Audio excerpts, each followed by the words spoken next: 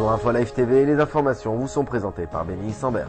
Le Premier ministre Ehud Olmert en difficulté quelques semaines avant la publication des conclusions préliminaires de la commission d'enquête Vinograd sur les ratés de la guerre du Liban a confronté les membres de Kadima lors d'un rassemblement hier soir en indiquant qu'il n'est pas populaire car il préfère travailler, fin de citation, le tout en attaquant violemment certaines têtes de son parti et plus particulièrement l'ensemble des médias. Mahmoud Abbas a accepté la liste de ministres présentée par Ismaël Haniyeh. Il s'agit de la première étape de la mise en place d'un gouvernement d'union nationale. Israël a fait savoir quant à lui qu'il boycotterait le gouvernement palestinien, tout comme il l'avait fait avec le précédent, dominé par le Hamas, parce que ce dernier n'avait pas reconnu l'État juif, renoncé à la violence et accepté les accords de paix israélo-palestiniens existants. 3 exigences formulées par le quartet de médiateurs pour la paix au Proche-Orient. Inquiétude à Jérusalem, un retrait des forces américaines d'Irak provoquerait un véritable tremblement de terre dans l'ensemble de la région.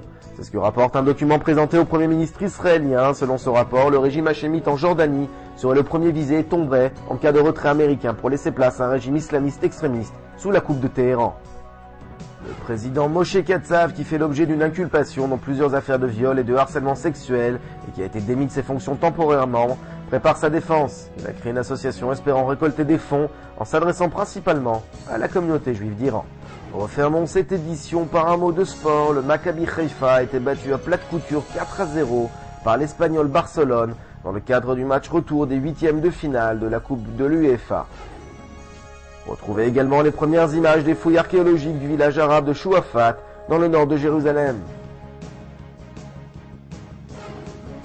Puis la rencontre du nouveau chef d'état-major avec les nouvelles recrues de Tzahal. Enfin, un document portant sur l'absence de nom à la guerre de cet été, 9 mois après la fin des combats.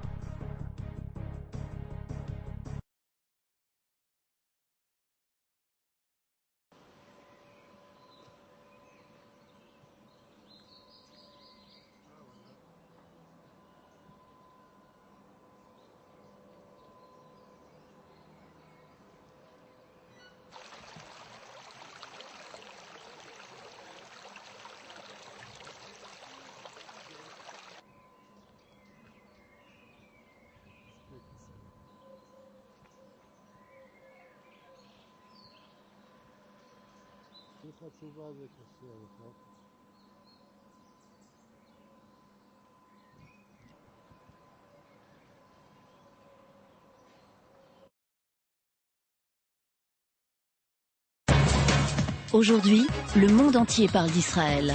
Mais qui parle d'Israël au monde entier, en temps réel, en 4 langues et en direct de Jérusalem? InfoLive.tv, la première chaîne de télévision internationale israélienne. 24 heures sur 24, 7 jours sur 7, suivez de l'intérieur l'actualité d'Israël et du Moyen-Orient. Des reportages, des interviews, un grand journal et des flash infos en images dès que l'actualité l'exige. InfoLive.tv, votre regard direct et vrai sur l'actualité d'Israël. Retrouvez InfoLive sur internet www.infolive.tv.